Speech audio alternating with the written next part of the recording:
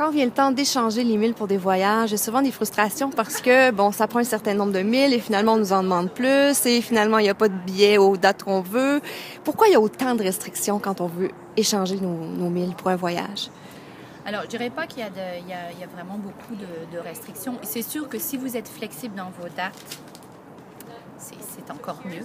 On a deux catégories en fait de primes aériennes. Donc on a les primes classiques et les primes classiques plus. Classiques, donc finalement vous avez un nombre établi de milles pour certaines destinations. Donc pour l'Amérique du Nord, par exemple, proche, c'est 15 000 milles. Pour l'Europe, c'est 60 000 milles. Donc vous avez différentes régions avec différents niveaux de milles. Mais quand on entre ces données-là, parfois ça nous donne d'autres nombres que ces chiffres-là. Ça nous donne beaucoup plus élevés même. Ça m'est arrivé moi souvent de voir plus élevé. Ça me demandait plus de milles. Alors, on a fait des changements récents en fait sur l'interface web pour aller réserver les vols.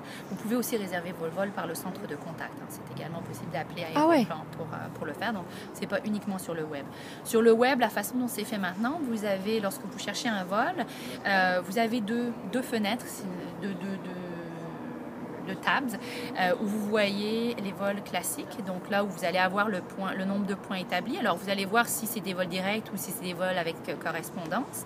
Et si vous allez sur l'autre tab, vous avez les vols classiques plus, où là en effet le nombre de milles varie puisque il est basé en fait sur le prix du billet, comme si vous l'achetiez chez Air Canada ou Star Alliance. Qui fluctue. Qui fluctue selon l'offre et la demande. L'offre et la demande, c'est ça, la date, la période de l'année, etc.